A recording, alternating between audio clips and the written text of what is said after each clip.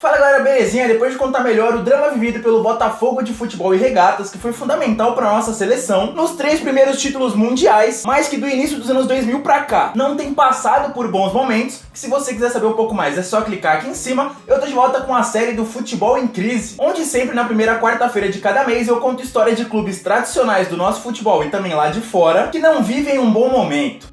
Mas antes de qualquer coisa já sabe, deixa o like maroto aqui embaixo, marca seu amigo que curte o tema e se inscreve no canal pra gente chegar logo o quanto antes a meta de 15 mil inscritos, porque agora sim falta muito pouco. Sem esquecer, é claro, de curtir a página lá no Facebook, é rapidinho, né? Acabou o vídeo aqui, vai pra lá, deixa seu like, tamo junto. E também seguir a gente lá no Instagram, que a conta nova lá tá bombando. E hoje é dia de falar melhor sobre o Sporting Clube de Portugal, que surgiu com o objetivo de se tornar um dos maiores da Europa e até que quase conseguiu isso, dominando tudo a nível nacional entre as décadas de 40 e 60, quando conquistou seu único título internacional até então, e depois até brilhando nos anos 70, começo dos 80, mas parando por aí. Obviamente que tiveram mais algumas glórias de lá pra cá, mas o clube atualmente é mais famoso mesmo por polêmicas e também por ter formado craques como Luís Figo, Nani e Cristiano Ronaldo pro futebol. E vai ser exatamente sobre essa história que eu vou falar melhor a partir de agora. Ficou curioso? Então bora começar!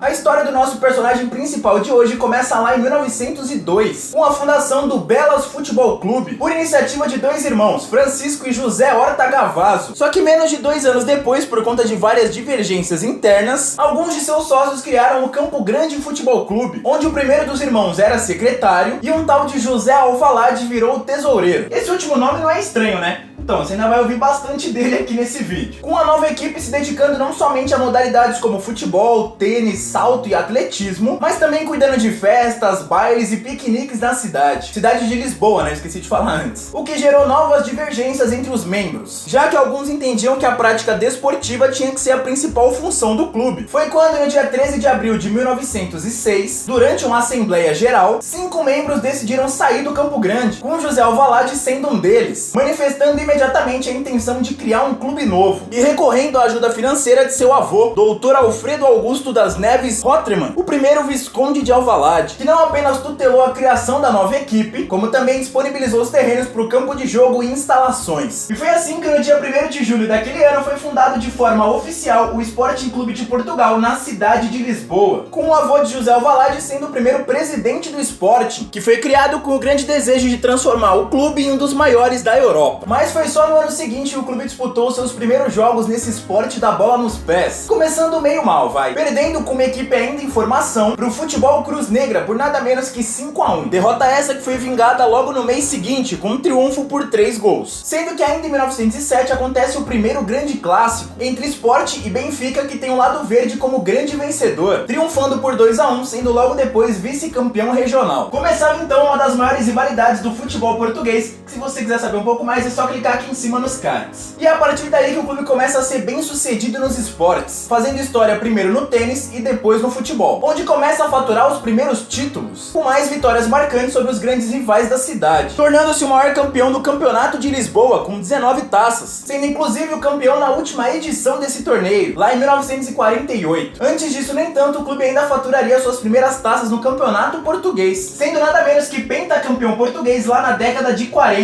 interrompendo o sucesso inicial da dupla Porto e Benfica, que estavam dominando tudo lá no início da competição, durante os anos 30, onde na temporada 1940-1941, o Sporting se torna o primeiro clube de Portugal a conquistar o campeonato e a taça nacionais no mesmo ano, tendo nesse período o famoso quinteto, que ficou conhecido como os 5 violinos, que não eram músicos, mas jogavam uma harmonia ímpar, com Jesus Correia, Vasquez, Peiroteu, Travassos e Albano, ficando famosos por serem uma verdadeira máquina de gols e títulos, lá entre o fim da década de 40 e o começo dos anos 50, onde na temporada 46-47, só pra citar um exemplo, os 5 marcaram nada menos que 123 gols em apenas 26 partidas, uma incrível média de quase 5 gols por jogo. A sintonia entre eles era tanta que levou o Sporting a muitos títulos, inclusive na década seguinte, onde levantou mais 5 troféus portugueses. O sucesso do clube era tão grande que em 1960 ele chegou a ser condecorado pelo Estado português como instituição de utilidade pública, conquistando nesse meio tempo o título título da extinta Taça dos Vencedores de Taças, tipo uma Copa dos Campeões que envolvia os campeões nacionais da Europa, com o vencedor desse torneio disputando alguns anos mais tarde, com o campeão da Champions, o título da Supertaça Europeia, sendo o único de Portugal a possuir esse troféu, conquistado lá em 63, quando passou por clubes como o Atalanta da Itália, Apoel do Chipre, chegando a meter nada menos que 16-1 no duelo de ida. Manchester United tendo perdido o primeiro jogo na Inglaterra por 4-0 e virado de forma espetacular, fazendo 5 em Portugal.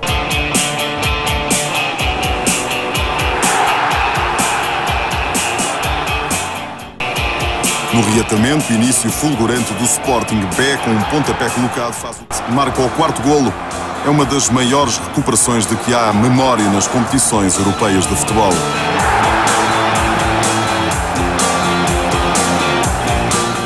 A segura de Carvalho termina a partida.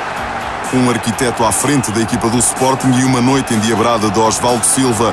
Fica a noite memorável da eliminação do grande colosso europeu, que é o Manchester. Depois despachando o Lyon na fase semifinal, até ser campeão sobre o modesto MTK Budapest, da Hungria, onde houve um empate na finalíssima, por 3-3, que acabou provocando um jogo extra para decidir o campeão, com o Sporting vencendo por 1-0. Só lembrando que nessa época a seleção da Hungria fazia estrago na Copa do Mundo, Olimpíada e até na Euro. Até então o Sporting rivalizava muito com o Benfica para ver quem era o maior do país, com os dois disputando título a título nas duas maiores competições de Portugal, sendo também os únicos a conquistarem títulos internacionais. Foi quando vieram os anos 80 e os Leões começaram a perder força, com mandatos curtos e tumultuados na presidência, que até conquistaram mais 2 títulos nacionais, bem lá no início da década, mas que depois viu sua torcida só comemorar mesmo o fato de ter formado Luís Figo pro futebol, nada mais que isso, com o atleta português ficando na equipe até 1995, quando se transferiu pro Barcelona, enquanto o clube continuava em jejum, não conquistando nada desde o doblete do Campeonato Português e a Taça de Portugal lá em 82. Enquanto o Benfica abriu vantagem no número de títulos gerais e o Porto começou a encostar. Só pra vocês terem uma noção, na década de 90, o único título que o Sporting conquistou foi a Taça de Portugal de 95, quando viu seus principais rivais ficarem pelo caminho e faturou o título sobre o Marítimo, fazendo 2-0 na final. 5 minutos o Sporting marcou pela segunda vez. Um toque infeliz de Humberto foi aproveitado da melhor maneira por Jordanov. Estava feito o resultado, uma vitória justíssima do Sporting.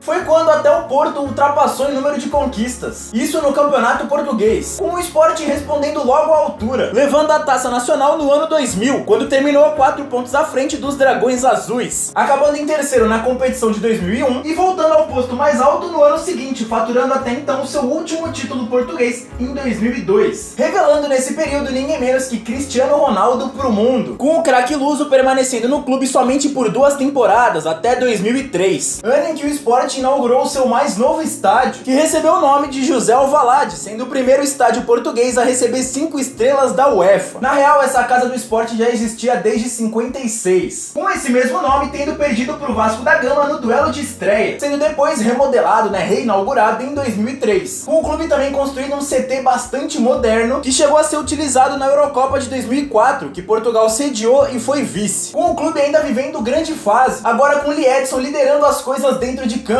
e levando o Sporting a uma nova final europeia na Copa da UEFA, atual Liga Europa, na edição de 2004 e 2005, passando por clubes como Feyenoord, Middlesbrough, Newcastle e AZ Alkmaar, até encarar o CSKA Moscou na grande final, que foi disputada justamente no estádio José Alvalade, com os donos da casa saindo na frente com o brasileiro Rogério, mas depois, no segundo tempo, sofrendo a virada e vendo Wagner Love fechar o placar em 3-1. A 5 minutos do fim, a reviravolta na eliminatória, outra vez Musá, no meio dos centrais do Sporting a rematar. Vivendo um período de altos e baixos até o fim da primeira década dos anos 2000, tendo logo depois disso o português Paulo Bento no comando da equipe, não sendo campeão do principal torneio nacional, mas faturando ainda mais 2 taças de Portugal, em 2007 e 2008, sendo essa última sobre o Porto, empatando 100 gols no tempo normal e conquistando o título na prorrogação, com 2 gols brasileiros de Rodrigo Tiwi. E a equipa que mais oportunidades desperdiçou. Uma vitória justa no jogo e na competição. Mas depois disso foi complicado achar motivos pra comemorar, e foi justamente quando a crise bateu pra valer. A crise foi tão forte que nem Jesus salvou, mas sobre isso eu vou falar melhor já já. O clube até interrompeu a seca de títulos, né, como eu já disse, com a taça da Copa Nacional de 2008, seguida da Supercopa do país, mas isso era muito pouco pro Sporting, né, que desde a sua fundação sonhava em ser um dos maiores da Europa. Pra piorar, na temporada 2012-2013, o clube registrou a sua pior campanha no campeonato nacional, terminando na singela 7ª colocação. Foi quando surgiu a famosa paródia de um torcedor, que fez uma nova versão mais divertida da música Somebody That I Used To Know, do belga australiano Goit, cantando em português a música que segue também à risca o clipe original, falando do mau momento que a equipe leonina tava atravessando. E olha que depois disso, né, coincidência ou não, o clube meio que se recuperou. Em 2014 foi vice-campeão nacional e retornou à Liga dos Campeões, depois de nada menos que 6 temporadas, né, desde aquela em 2008, quando mesmo não passando a fase seguinte, pelo menos conseguiu acabar com o jejum de títulos na Taça de Portugal, eliminando o rival Porto na fase eliminatória e levando o troféu sobre o Braga na disputa por pênaltis. Paulo Oliveira, batendo no ataque, atenção, Freddy Monteiro, vai ser gol e golo! Sporting! Freddy Monteiro! E outra foi por cima da trave. E agora, Agra, atira para fora! O Sporting vence a Taça de Portugal! É a sua 16ª taça na história do clube leonino! E é bem nessa época que Jorge Jesus chega para treinar o clube, logo depois de ter feito história no Benfica, onde estava desde 2009, tendo conquistado 3 campeonatos portugueses, uma Taça de Portugal, 5 taças da Liga e uma Supercopa Nacional, sendo ainda o então atual bicampeão nacional com o clube vermelho, onde era meio que ídolo como técnico, mas acabou saindo direto pro grande rival da cidade para treinar o Sporting, clube que é sócio e torcedor desde a infância. E olha que o início foi muito bom, conquistando logo uma taça em cima do ex-clube, a Supercopa de Portugal, também conhecida como Supertaça Cândido de Oliveira, vencendo por 1-0 com gol de André Carrilho. Agora chega ali ao jogo entre linhas, o remate, vai ser gol! Carrilho! A bola desvia ali no jogador do Benfica, engana Júlio César e o Sporting está em vantagem aqui no Algarve, a partir dos 53. E quando as coisas pareciam ter se encaixado, com o clube voltando à rotina de títulos, apesar de a seca do campeonato português perdurar desde 2002, tudo meio que desandou. Ao final de 2018, temporada em que o Sporting foi o clube que mais gastou, né, pra montar o elenco lá em Portugal, os resultados não foram tão significantes assim, com os Leões deixando escapar na última rodada do Campeonato Nacional, né, uma vaga na Champions, sendo que pouco antes já havia sido eliminado pelo Atlético de Madrid na Liga Europa. E foi aí que o presidente do clube, Bruno de Carvalho, que já não tinha uma boa relação com os jogadores e comissão técnica, começou a cobrar geral. E tudo isso em público, mano, pra imprensa. O que só aumentou a revolta dos torcedores, que chegaram a invadir o CT do clube e agrediram diversos jogadores e membros da comissão técnica, dentre eles Jorge Jesus. Depois Bruno chegou até a ser preso, suspeito de facilitar a entrada dos torcedores no centro de treinamento e também de ter planejado esse atentado à sua própria equipe. Fato que adiou a final da Taça de Portugal, onde o Sporting pegaria o modesto time do Aves, onde, pra piorar, o clube ainda foi vice, perdendo por 2-1.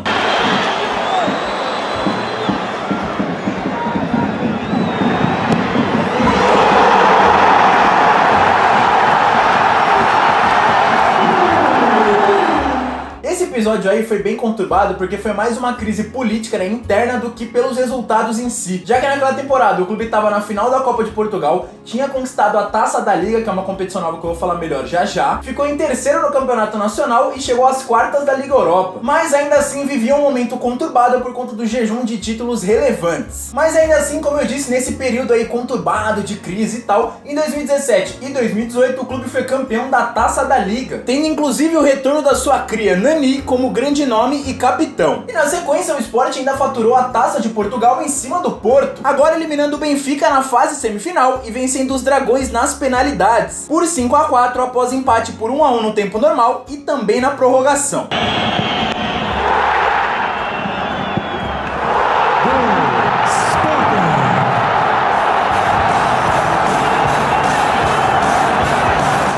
Nada que elevasse muito a moral moral do time e aliviasse nesse momento. Ainda mais que na última final que o clube disputou, também em 2019, agora na Supertaça de Portugal, ele tomou um singelo 5-0 do maior rival, o Benfica, e viu a crise só crescer e continuar presente nos dias atuais, com os Leões ocupando a singela quarta colocação no campeonato português, quase 20 pontos atrás do líder Porto, e vendo aí mais um ano se passar, né, sem conquistar o campeonato principal, mesmo quando tudo voltou ao normal depois dessa pandemia, aumentando para 18 anos o jejum no principal torneio do país, o que gerou protestos pacíficos e criativos, como esse que até utiliza frases do hino do Corinthians para mostrar que o período de glórias ficou lá atrás. Por isso agora eu quero saber de você, quando que o Sporting vai enfim acabar com tudo isso e retomar o caminho dos títulos nacionais e quem sabe internacionais? Deixe sua resposta aqui nos comentários. Bom galera, por hoje é isso, espero que vocês tenham gostado. O vídeo tá muito longo, a bateria da câmera já vai acabar, então eu não vou me alongar muito nesse final. Espero que vocês tenham curtido mesmo, um vídeo bacana aí de falar a história do esporte. É muito grande, é muito rica e, mano, merece ser respeitado apesar de não estar vivendo um bom momento. Mas enfim, como é de praxe no final, vou deixar a playlist do Futebol em Crise pra você ver todas as histórias aí de clubes tradicionais que não estão vivendo um bom momento, como é o caso do esporte. Já teve time nacional, internacional, como foi o caso de hoje, e também até de seleção. Então é isso, é nóis, tamo junto. Lembrando que agora, toda quarta, tem vídeo às 8 horas da noite. Na primeira de cada mês é do Futebol em Crise e depois é de curiosidades da bola. Bom, como eu disse, a bateria da câmera ia acabar, então é isso, é nóis, tamo junto. Se inscreve no canal e até domingo com mais um capítulo da série dos clássicos pelo mundo.